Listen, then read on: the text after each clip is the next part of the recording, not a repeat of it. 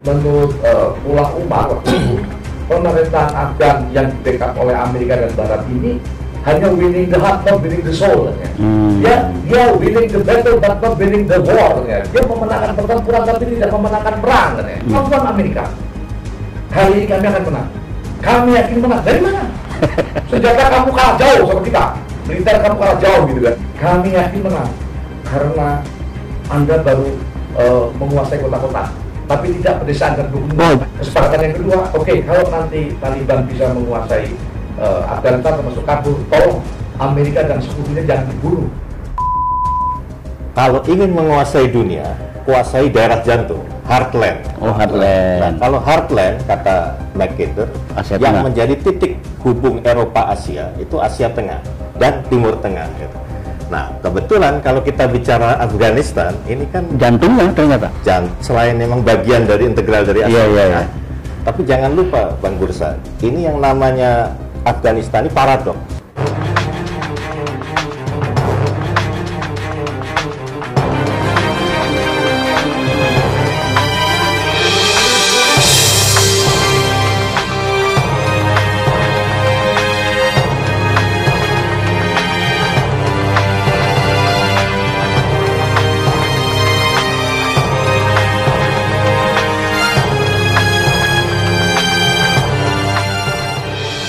Pemirsa Indosat News dimanapun berada, kita jumpa lagi di rubrik Pointer Politik Internasional. Kali ini kita akan membahas isu yang sangat penting, dan ini sudah ramai ditonton dan dibicarakan di berbagai televisi mainstream dan media sosial, yaitu kembalinya Taliban menguasai Afghanistan. Satu peristiwa yang mengejutkan dan menarik dunia internasional, terutama para pemikir politik hubungan internasional dan ahli geopolitik. Melihat perkembangan mutakhir di Afghanistan ini, banyak yang penuh harapan agar Afghanistan bisa bersatu, mengurus diri sendiri, juga mengkhawatirkan pasca kembali Taliban ini bisa menimbulkan perang saudara baru, ya, seperti sebelum-sebelumnya. Saudara, pada kesempatan ini kita mengundang, ya, para pemikir politik internasional dan pemikir geopolitik. Dan sebelah kiri saya ini saya perkenalkan Dr. Heri Sarasat, ya. Dan tidak asing lagi, ya, beliau juga seorang penulis dan seorang dosen, ya. Dalam berbagai diskusi sering berjumpa, ya, ditonton di YouTube dan sebagainya. Apa kabar? Sehat, ya? Sehat. Bagaimana dengan ini, apa namanya, pandemi? Aman, ya? Jaga tetap protokol kesehatan, ya? Minum prokes, ya? Mudah-mudahan kita jaga prokes setiap saat. Di sebelah kanan saya ini kawan saya lama sekali. Saya sejak mahasiswa sudah sering mendengar dia ceramah mengenai geopolitik, dan saya kagum dengan beliau. Ini orang yang sangat serius belajar, ya. Dan saya pikir dulu zaman mahasiswa hanya Bapak Endrajit yang ahli geopolitik, nggak banyak mengenal itu. Dan saya tahu jalan pikiran dia sejak zaman mahasiswa dulu. Penggemar diskusi di Humanika juga Pak Endrajit, ya. Iya. Sering ketemu kita, aktivis anti Orde Baru juga. Nah, saudara, sebelum kita memulai wawancara ini, diskusi ini, saya Indosat News mengucapkan senantiasa saudara-saudara pemirsa dalam keadaan sehat, ya, tetap jaga prokes. Dan terima kasih telah melakukan subscribe, comment, and share, membagikan video Indosat News karena berisi pendidikan, informasi, dan pencerahan untuk pengembangan literasi bangsa kita. Nah, saudara, Afghanistan ini memang menarik, ya. Jadi perbincangan banyak pemikir dan ahli politik. Setidak-tidaknya pada awal-awal abad 20, ya, Afghanistan sudah jadi perbincangan ketika Rusia sudah mulai melakukan bantuan kepada pemerintahan monarki Afghanistan, kemudian monarki Zahir Shah berkuasa dari 1933 sampai dengan 1973. Kemudian beliau dijatuhkan oleh Muhammad Daud, kemudian Muhammad Daud juga digulingkan oleh Partai Rakyat Demokratik yang komunis yang didukung oleh Soviet, dan kemudian ada invasi Soviet pada tahun 79 Desember ya, 25 Desember, sangat terkenal invasi 25, invasi Natal katanya waktu itu. Dan Soviet berkuasa 10 tahun, tidak begitu lama kalah di medan tempur Afghanistan.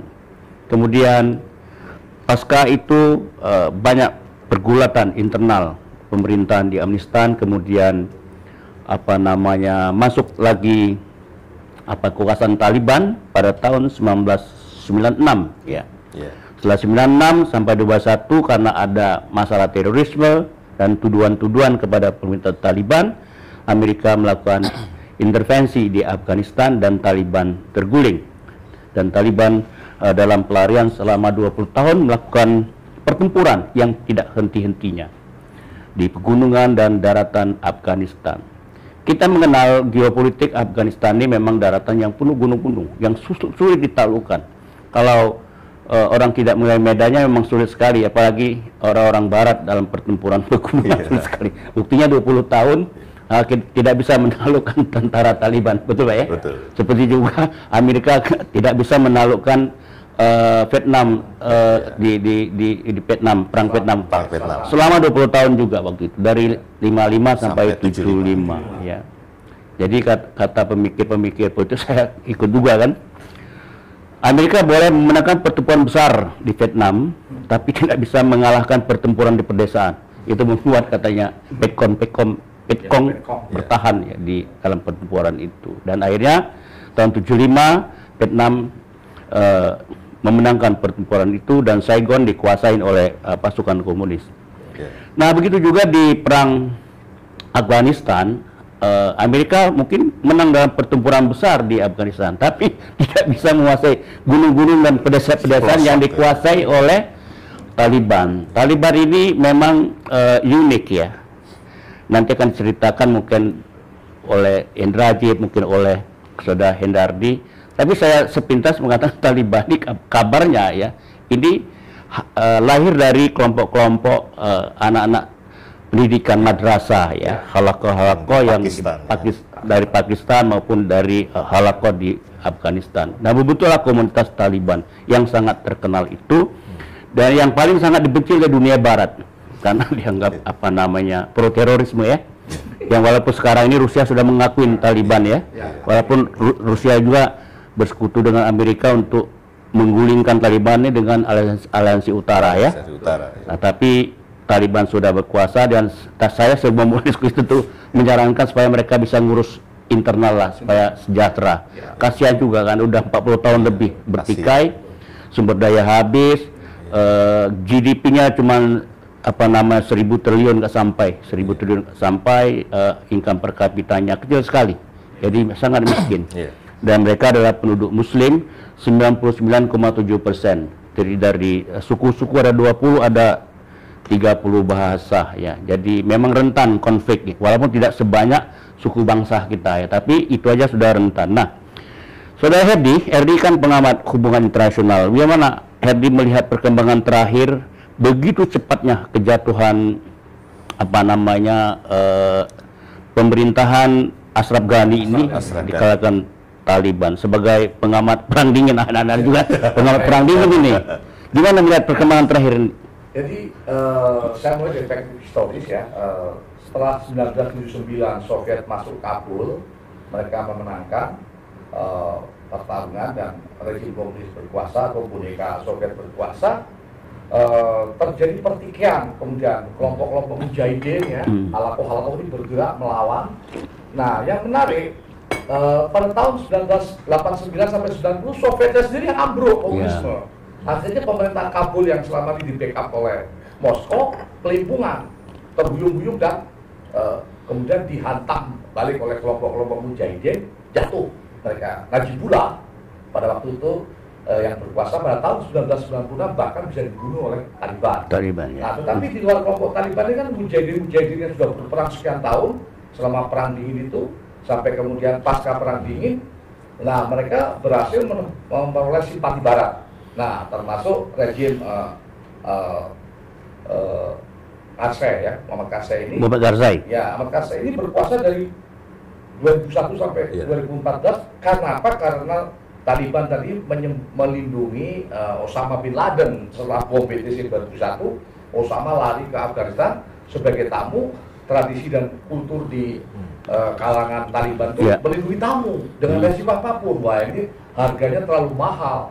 Pertama, Taliban dicap kelompok komunis, kelompok teroris yang melindungi Osama. Yang kedua, gempuran habis-habisan serangan Tora Bora, ya, serangan ke Kabul oleh pasukan Amerika dan sekutunya meluluh lantakkan Taliban. Kota-kota seperti disebut oleh Bang Musa tadi, Kabul dan kota-kota yang lain itu bisa dikuasai oleh Amerika. Mereka lari ke pegunungan, ke desa.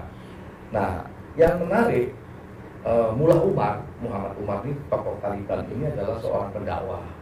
Di dalam dakwahnya dia mengatakan, kalau pemerintah Karzai ini benar-benar amanah, kenapa dia harus membunuh kelompok-kelompok yang bersikap kritis atau oposisi gitu kan. Tapi ternyata di antara faksi-faksi mujahidin sendiri bertikai, korbannya masyarakat. Maka Mullah Umar ini berdakwah dari desa ke desa, dari pegunungan ke pegunungan, dari bukit ke bukit, dan ternyata berhasil merebut simpati, winning the heart, winning the soul, merebut simpati jiwa, semangat ya.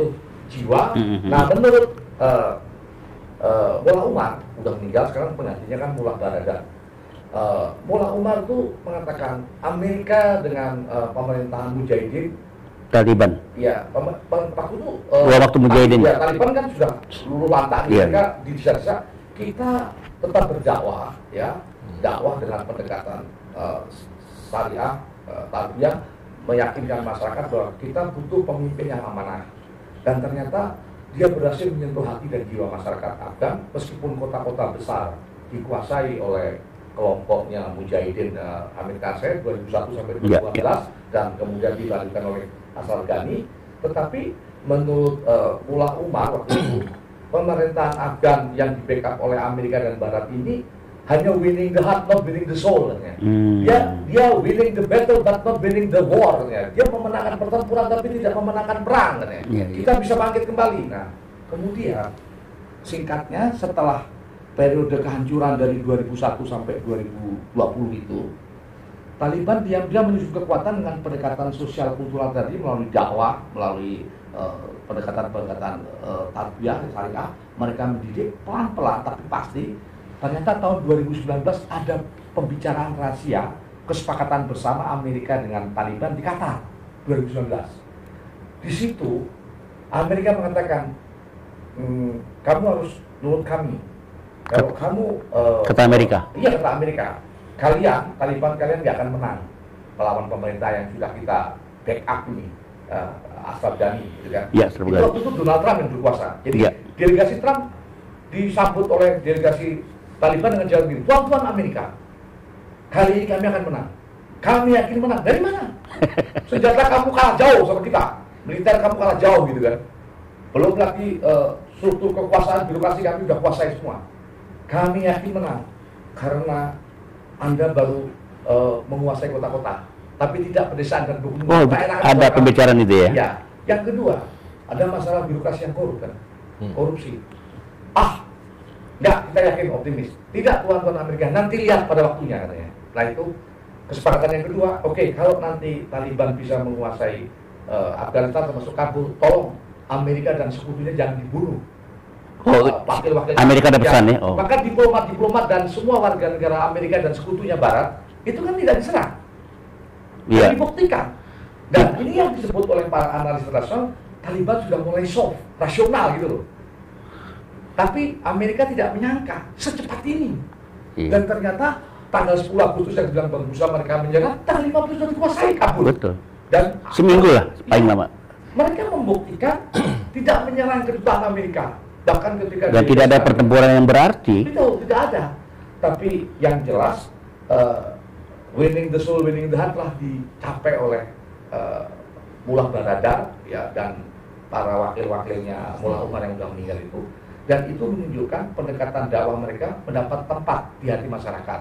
Buktinya, bayangkan sudah 100 miliar dari Amerika ditujukan untuk rejim Ashraf Ghani dan hampir 100 miliar dolar. Ya, tapi ternyata hanya korupsi yang berkembang dan kemudian pemerintahan yang represif kepada masyarakat dan mengorbankan masyarakat Afgan, sehingga Taliban yang dalam tanda petik tadinya dianggap teroris, ternyata Taliban ini kan rejim atau penguasa oleh golongan terpelajar santri. Sebenarnya orang-orang santri dari madrasah-madrasah, alumni pesantren kan mula-mula itu pakai jenggot, itu sederhana sekali ya kan? Sederhana, dan mereka itu dengan rakyat menyatu dan mereka itu mampu meyakinkan bahwa kalau kami berkuasa kami tidak akan kejam, kami akan melindungi, termasuk tamu-tamu barat, delegasi barat, para diplomat, para atas militer, para perdagangan, semua terbukti sekarang. Mereka semua tumpah di airport sampai hari ini. Masyarakat barat dan sekutu Amerika, mereka dijamin, mereka boleh pulang ke tanah air mereka dan tidak ada yang dibunuh atau diserang. Artinya langkah ini telah menimbulkan satu hal yang positif di mata barat, bahwa Taliban itu bisa diajak ngomong. Dengan catatan dari perundingan di Qatar 2019 ternyata dibuktikan. Dari sudut komunitas internasional, apa yang Pak Herdy perhatikan pendapat-pendapatnya, kontradiksinya ya, terutama mengenai mulusnya ya Afghanistan, Taliban masuk ke Kabul gitu kan. Dan saya perhatikan dalam seminggu ini nggak ada pertempuran yang berarti, yang mati tuh tidak ada, kecuali yang jatuh di tangga pesawat itu loh, yang di airport Karzai itu kan. Nah, mereka yang pertama, ini terjadi kontroversi untuk posisi Taliban di mata dunia internasional. Ada yang pro, ada yang kontra. Bagi yang kontra, khawatir persenjataan Amerika yang modern jatuh ke tangan Taliban. Takut kalau mereka mengekspor revolusi gitu. Nah, sudah diambil kan? Iya, sudah diambil. Tapi bagi yang pro, nah ini sudah mulai solve, mereka bisa diajak berunding, bisa diajak musyawarah, bisa diajak diplomasi, dan mereka harus membuktikan bahwa mereka akan menjadi pemimpin baru yang amanah, yang secara internal bisa mengatasi masalah keamanan, kemudian membangun pemerintahan yang solid, yang bisa melayani masyarakat, mengayomi masyarakat. Nah, ini butuh bukti nih, karena Barat tidak percaya bisa Taliban mampu mengelola Afghanistan dengan pemerintahan yang baik, sehingga institusi-institusi politik, institusi negara bisa dibangun, rule of law ditegakkan, ekonomi bisa dibangun kembali. Itu masih menjadi pertanyaan besar, mampu nggak kalangan Taliban ini mewujudkan pemerintahan seperti yang dipersepsikan oleh masyarakat internasional. Tapi saya sendiri melihat di sini kesempatan terbuka sekarang bagi Amerika, Barat, termasuk Rusia, ya, dan Cina dan sebagainya, bagaimana kemudian memberikan bantuan dalam bentuk sosial ekonomi dan pendidikan supaya mereka bisa menata kembali pemerintahan pasca Ashraf Ghani ini, pasca Mujahidin, di mana Taliban harus bisa mewujudkan pemerintahan yang baik, ya, pemerintahan yang bisa mengayomi dan melayani kepentingan masyarakat dan menjamin kepentingan internasional. Ya, mereka mendirikan Emirat Islam ya. Ya, mereka mendirikan Emirat Islam atau ini apa bisa dikatakan ini kekalahan Amerika dan Barat ini? Ya, Amerika telah salah urus dalam memberikan bantuan itu. Terlalu sering dia sekali. Iya, seperti yang tadi Bang Bursa bilang, ini mengulangi peristiwa di Vietnam Selatan. Dan selalu mereka itu tidak pernah menggunakan pendekatan budaya atau soft power, itu jarang. Mereka selalu pendekatan militer dan ekonomi. Pragmatis sekali. Ya, pragmatis sekali. Padahal masyarakat Afghanistan yang sangat plural tadi dengan basis nilai Islam itu kan perlu sekali pendekatan sosial kultural yang lebih humanis, yang juga educated gitu ya, yang mengedukasi, tapi karena pendekatannya itu militerisme dan ekonomisme, nah terjadi kekerasan. Saya pikir ada kesalahan diagnosa Amerika ya melihat Afghanistan waktu itu ya. Betul. Sehingga terjadi seperti ini. Ya. Kalau lebih hati-hati meneliti secara intelijen ya, waktu itu kan nggak begini kejadiannya. 20 tahun penderitaan, dan Amerika juga sudah habis 1.000 miliar dolar katanya. Ya, 100 jadi miliar dolar. bukan 100 miliar dolar ya. Jadi 1.400 triliun lah kira-kira. Gede banget ya sudah. Artinya kalau kita bagi-bagi ke rakyat miskin di Indonesia lumayan lah ya. Jadi perang juga nggak ada gunanya akhirnya. Nah, oke. Tadi komunitas internasional banyak beda pendapat ya. Tapi kira-kira pasca kembalinya Taliban ini ada nggak kemungkinan perang saudara lagi mereka? Kalau melihat konsolidasi Taliban sampai ke tingkat desa, dari kota sampai desa, saya berharap mereka bisa melakukan konsolidasi tahap lanjut untuk membangun pemerintahan sebagaimana yang dibayangkan, ya, diimajinasikan oleh masyarakat Afghanistan yang plural tadi, yang sukunya bermacam-macam, dan itu berarti butuh pendekatan sosial kultural, dialogis itu, dan saya berharap mereka tidak agresif kepada kelompok-kelompok mantan mujahidin, mantan pemerintahan yang sebelumnya, Amerika maupun masuk mujahidin maupun iya. Dan mereka hari ini luar biasa membebaskan 4.000-5.000 tahanan ISIS ya, dari kemarin. Udah menunjukkan kalau ISIS dibebaskan, kenapa enggak yang pemerintahan Al-Qaeda lah. Nah, nanti itu tentu pendekatan dari dalam keluar, dan mungkin implikasi geopolitika. Tapi menurut petinggi-petinggi Taliban, kalau untuk Ashraf Ghani nggak ada maaf katanya. itu gertaan bluffing saya kira, karena Ashraf Ghani juga ngomongnya keras. Mereka minta pertanggungjawaban Taliban. Kalian menang, kalian bertanggung jawab mulai hari ini. Nah, saling ini. Ada nggak perang mulut ini? Ada pendapat mundurnya Amerika ini karena ada perundingan rahasia di Doha yang nggak tercatat, yang kita nggak tahu katanya. Yang penting kalian jangan ganggu usaha kami, misalnya kira-kira gitu. Jadi pendekatan itu yang saya tahu itu salah satunya yang sangat krusial itu perundingan antara wakil-wakil Donald Trump dengan Taliban di Qatar 2019. Dan Amerika kan semua tertulis, maka hanya Amerika tidak menyangka secepat ini gitu loh.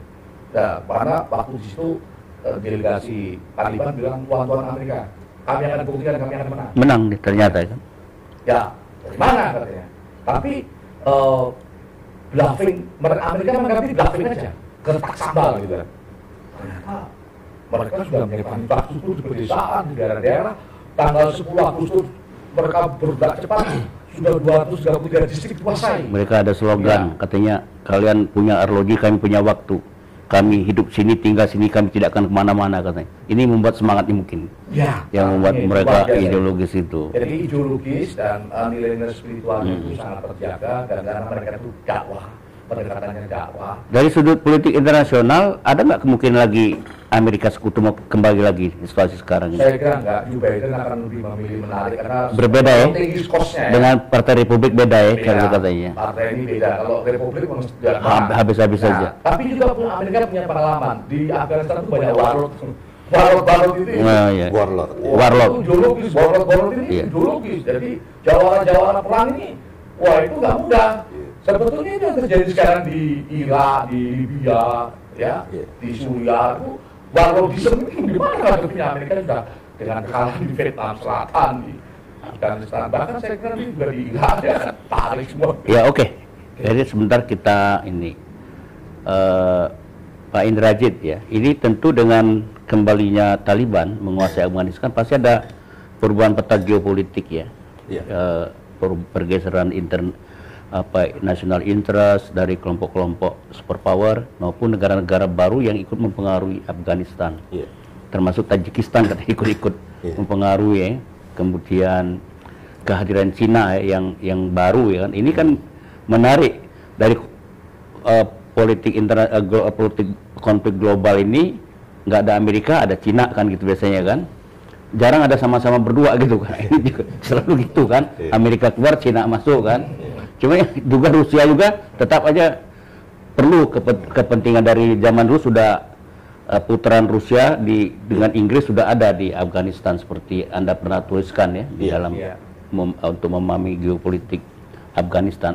Seberapa penting sih Afghanistan ini sehingga jadi perebutan semakin dasar membuat ini?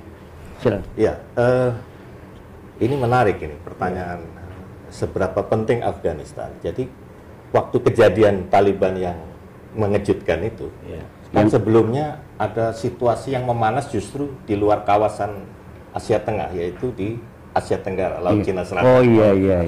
Apalagi waktu latihan militer Amerika di sini kan, banyak yang wah ini mau perang ini segala macam gitu kan. Saya bilang hati-hati, titik didihnya bukan di Asia Tenggara, di Asia Tengah. Cuman saya emang belum bayangkan kejadian ini. Saya ingat Syekh guru geopolitik Inggris namanya Halford Mackinder. Itu kan pernah memberi petuah ya, sebetulnya itu analisa, tapi sebetulnya kan ini orang mentor di pengambilan keputusan di Inggris antara 1847 sampai 67 sampai pertengahan abad 19 ya. Sampai Perang Dunia Kedua. Ya. Jadi dia ngalami 2 perang dunia ini sebagai penasehat. Dia bilang apa? Kalau ingin menguasai dunia, kuasai daerah jantung, heartland. Oh, heartland. Nah, kalau heartland kata Mackinder yang menjadi titik hubung Eropa Asia itu Asia Tengah dan Timur Tengah gitu. Nah, kebetulan kalau kita bicara Afghanistan, ini kan jantungnya ternyata. Selain memang bagian dari integral dari Asia Tengah, iya.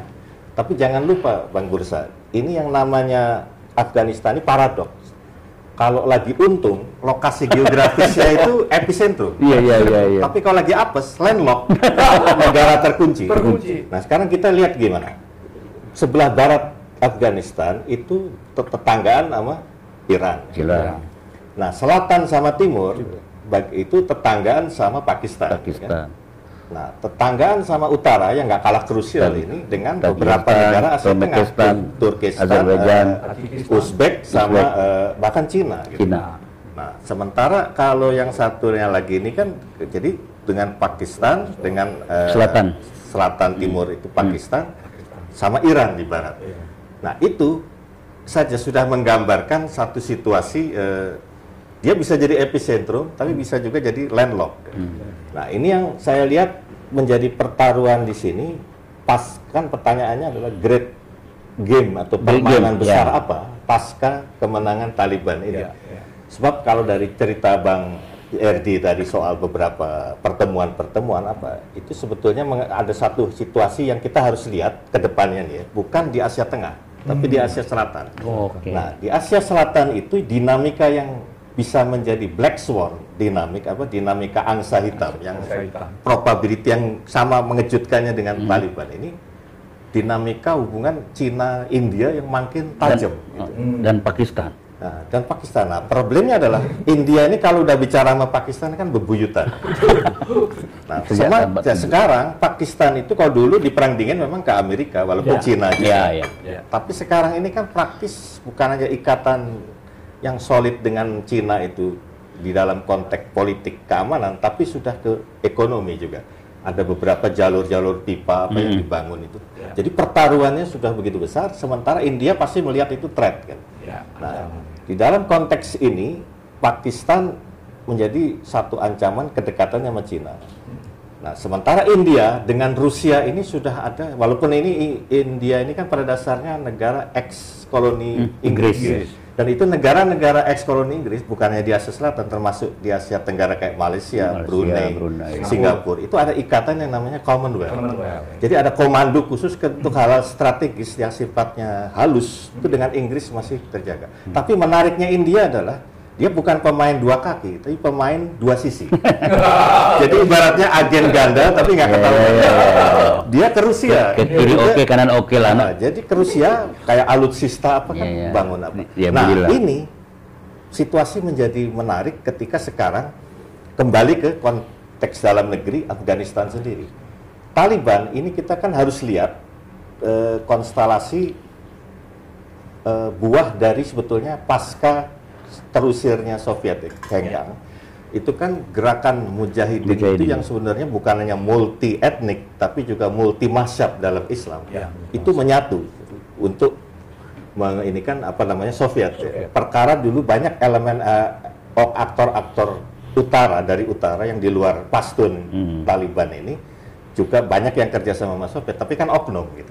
Nah, tapi itu menyatu di dalam. Nah, problemnya ketika sudah menang waktu itu mengusir ini dan membentuk pemerintahan Burhanuddin Rabbani terjadi keterlepas akhirnya. Nah, ini Taliban kan 94 muncul. Jadi ini sebetulnya ide dasarnya bagus, menyatukan ragam mazhab bahkan ragam etnik yang lagi carut marut bahkan berdarah-darah itu menyatu. Tapi problemnya krusialnya di sini. Ada misi dari Pakistan, ya memang karena ini kan namanya Taliban banyak mahasiswa-mahasiswa yang dari kuliah di Pakistan. Jadi ada ikatan memang yang secara pandangan menyatu. Nah, Pakistan melalui Inter-Service Intelligence mendesak supaya Ahmad Shah sama Masud supaya berkuasa, ya otomatis skema Pakistan muncul. Nah, itu menjadi problem ketika kemudian kelompok yang anti, yang no kontra Taliban ini tergusur ke utara, yang saya sebut daerah Tajik, Uzbek dan koalisi utara ya, Turkmenistan segala macam itu menjadi yang kelak menjadi cikal bakal aliansi utara. Tapi itu kan menang mereka. Tapi kemudian terjadi 2001 itu titik baliknya ketika Taliban. Nah, Rusia di sini secara pakai pendekatan geopolitik memanfaatkan situasi pemboman WTC dan Pentagon itu kan, supaya di mana dia melibatkan supaya aliansi utara itu dilibatkan dalam skema war on terrornya Bush gitu. Nah, itu yang kemudian terjadilah pemerintahan yang Karzai dan sebagainya itu. Nah, ini tapi sekarang situasi begini akan menjadi menarik. Ini menjadi semacam apa ya? Taliban ini katalisator dari kemungkinan adanya perubahan tata dunia baru yang mungkin banyak kalangan di luar Amerika dan grup NATO ini tidak merasa tidak adil. Nah, ini menjadi memungkinkan Rusia, Cina, Iran. Jadi ada pemain baru di game ini ya. Kira-kira membuka peluang. Buka peluang ya, katalisator ya. Jadi ini terlepas ketahanan militer maupun soliditas politik Taliban itu sendiri yang memang sudah teruji ya. Tapi di luar soal itu, munculnya Taliban ini kayak semacam ya, kalau Nassim Taleb menyebutnya Black Swan Dynamic. Black Swan. Ada saat di mana jangan mentang-mentang kalau angsa yang kamu lihat itu putih, satu kali angsa hitam muncul, itu pasti akan terjadi hal yang efek domino, jadi apa? Peristiwa besar. Nah, itu Bang, yang saya lihat. Ada nggak kemungkinan dengan keluarnya Amerika ini Cina akan mendominasi Afghanistan nih dengan pertemuan beberapa hari sebelum Taliban menguasai Kabul ya, ada pertemuan dengan Menteri Luar Negeri di Cina itu, ada nggak kemungkinan dominasi akan dominan dia menguasai Afghanistan? Kalau secara step ini dia diuntungkan di dalam konteks Afghanistan diuntungkan kan? Apalagi udah ada hubungan komunikasi politik dengan Taliban, terus apapun juga ada ikatan sama Pakistan yang lagi deket Cina. Justru problemnya sekarang ini Rusia sebetulnya, karena kalau cara berpikir ini, makanya saya bilang kalau dalam konteks ini Amerika sudah mundur ke balik layar ini. Tapi yang harus kita baca bukan bidak. Ini kan bidak catur Amerika dan NATO. Tapi Inggris itu skemator di dalam kalau ibarat main catur, Bang Bursa pasti paham betul. Jangan lihat berbidak geraknya, tapi si pemain itu harus kita mau langkah kemana? Mau langkah kemana? Nah, kalau saya lihat dari mulai 1747 sampai pasca Perang Dingin, Inggris ini tetap menjadi mentor Amerika dalam situasi-situasi yang krusial karena dia paham kan Asia Tengah kan, dunia batin Asia Tengah ini kan, terutama Afghanistan kan. Itu udah lama sekali kayak bagaimana Raffles saja bisa menguasai Singapura cukup dengan menggaji. Nah, kalau soal ini ternyata Inggris ini mentornya kita ya. Mentor. Jadi pasti nggak punya duit, tapi giliran ada yang kesusahan, ibarat kakak tertua tetap penyambat, ke orang Jawa bilang. Nah, ini yang saya lihat yang harus dibaca. Jadi kalau Inggris kan realistis. Pertama, wah ini situasinya complicated kayak gini, ada banyak pemain. Ya sudah, semua pemain pasti dikondisikan bagaimana masuk. Nah, jadi disitulah kemudian nanti win-win solution itu dibangun. Nah, ini saya menjadi ingat dua pengertian konsep disruption itu. Kalau Fukuyama kan menganggap disruption itu negatif ya pengertiannya, karena ini gangguan, ancaman untuk meruntuhkan tatanan. Tapi ini bisa juga dalam pengertian disruption itu peluang atau momentum membangun inovasi atau apa. Nah, ini saya lihat gerak Cina, Rusia ini kan memakai disruption dalam dia tidak konfrontasi sama Amerika blok barat, tapi dengan beberapa pola-pola yang dia ini bangun, dia tanpa sadar nanti akan membuat perubahan internal di tatanan ini, minimal Asia Selatan dan Asia Tengah. Dan ini buat orang yang paham geopolitik seperti Mackinder yang tertanam betul sampai ke generasi muda pengambil kebijakan luar negeri Inggris, pasti akan tetap melihat yang heartland itu ya Asia Tengah dan Timur Tengah. Cuman kalau Timur Tengah kan relatif blok barat ini masih stabil dengan 6 negara negara teluk, Saudi, Kuwait, Qatar, Bahrain dan Uni Emirat Arab, bahkan Yordan ya. Tapi kalau di dalam konteks Asia Tengah Timur ini memang penuh turbulensi dan kelihatan belum stabil lah ya. Yang bisa membaca di mana orang-orang Amerika dan beberapa ini yang biasa berpikir materialis itu nggak bisa seperti Inggris jeli membaca ini. Nah ini yang Rusia untungnya punya kayak Putin yang bukan karena dia mantan KGB, orangnya imajinatif dalam politik luar negeri, termasuk menjabarkan geopolitik. Kayak misalnya aja saya soal program Siberia Rusia Timur itu kan dibikin melalui Vladivostok menjadi pintu gerbang ke Asia Pasifik. Nah itu visi geopolitik gitu. Jadi kalau apalagi dalam konteks yang sangat krusial ya sekarang, makanya perlu dilihat follow up dari pertemuan Putin sama Biden yang beberapa waktu yang lalu itu juga mengkondisikan. Nah kelihatannya kalaupun menjadi pertaruhan India, jadi India kalau udah sekarang gini, Rusia sama India itu udah bukan hanya di Polkam, tapi sampai alutsista, alih teknologi dalam pesawat militer ya, bahkan juga tenaga nuklir damai, itu udah cukup solid. Jadi pasti kalau ditanya, lo mau milih mana, lepaskan ini atau berjarak sama Cina? Sementara Rusia sama Cina kan ada ikatan 2001 yang namanya Shanghai Cooperation Organization. Jadi, nah ini diuji nih dalam bentuk apakah SCO ini masih akan relevan di saat dinamika baru muncul dengan Taliban yang notabene bisa menjadi poros Pakistan dengan Cina gitu. Nah, di situ. Tapi kalau masih terikat, dia akan en bloc ke Cina mengamankan SCO ya, karena SCO itu misi terselubungnya adalah mengawal Asia Tengah sebetulnya.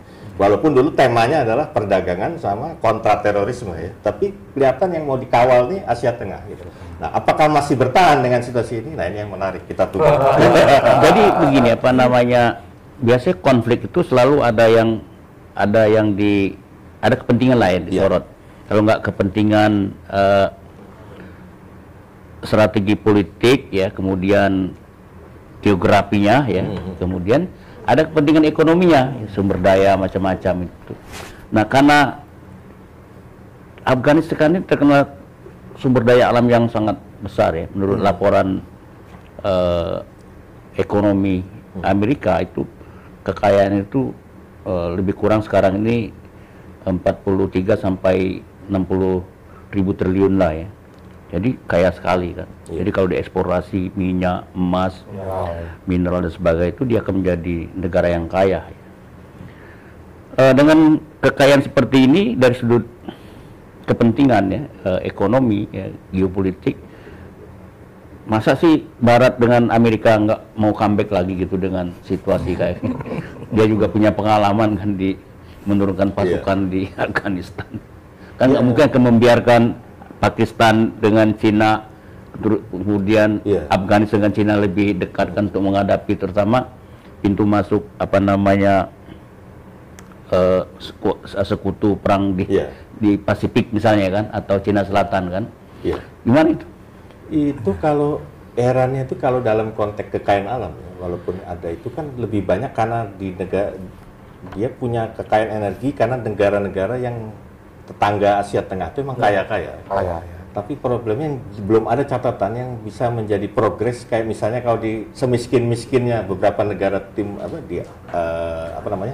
Afrika atau Asia itu kan bahwa dia pengekspor minyak misalnya gitu kan, atau emas misalnya. Ya kayak kita ini amburadul apapun Freeport di Lirik. Di Afghanistan tidak seperti itu. Yang ada justru makanya sebelum tulisan saya yang terbaru soal Afghanistan kan saya sebut apa istilahnya itu Golden Crescent atau sabuk emas. Itu rahasia geopolitik Afghanistan. Itu lagi-lagi bukan SDA atau sumber daya alam, tapi apa ya? Geopolitiknya. Geopolitik, apa lokasi geografisnya, nah, geopolitiknya. Salah satu yang menarik itu yaitu tadi kalau bicara emas, bukan apa namanya, narkoba itu, narkoba. Itu kan dia tiba-tiba jadi landlocked country karena harus lewat Pakistan. Makanya menarik data waktu yang jadi alasan waktu Taliban digeser, dilengserkan itu kan karena untuk memberantas salah satunya itu narkoba. Tapi ironisnya karena dibantu CIA malah termasuk terbesar itu. Jadi peredaran narkoba di dunia internasional itu banyak dari Afghanistan. Gitu.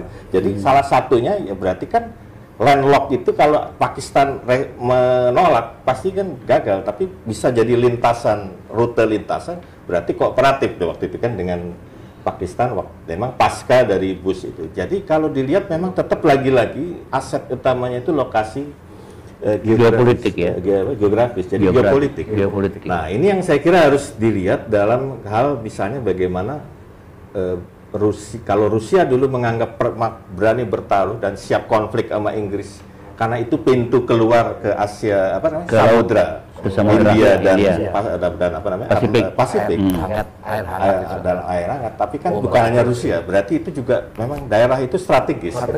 Jadi lintasan bukan hanya perdagangan tapi budaya dan Timur Barat dan menyatukan Eropa Asia. Tapi di sisi lain dia juga bisa landlock. Nah ini itu yang memang jadi pertaruhan. Betul Bang Bursa katakan, tapi bukan di aspek ekonominya. Bukan, kalau ekonomi kan di Kyrgyzstan, di Uzbekistan lebih kaya. Dan ini semua justru yang menarik di jalur utara. Ini kan pecahan Soviet semua dari Uzbekistan, Turkmenistan segala macam, termasuk jalur Cina. Nah, kalau Cina kan dengan jalur perbatasannya Siberia ke Rusia juga, jadi rantai. Makanya jadi logis kalau aliansi utara itu memang kebetulan juga secara tradisi budaya keagamaannya itu kan Ahlul Bait misalnya dan Persia misalnya gitu kan. Nah, sementara Pashtun bukan Tajikistan aja Ahlul Bait. Yang lain kan yang lain juga Syiah itu ya. Iya, itu bukan Tajikistan aja. Asia Tengah kan juga beberapa tahu. Pengaruh. Jadi ini sisi lain kan tapi itu kan tidak masalah waktu common enemy-nya jelas Soviet. Tapi setelah itu memang ada hal-hal yang ini, tapi kebanyakan juga karena intervensi asing. Nah, makanya ini dengan situasi kayak gini kok saya tangkap semua pemain yang terlibat termasuk Taliban sadar permainan gitu. Jadi nggak mungkin bodoh-bodoh amat lah. Tapi kan kelihatan betul ini dari segi nggak mungkin kayak gini ya, ke segi hubungan internasional ya.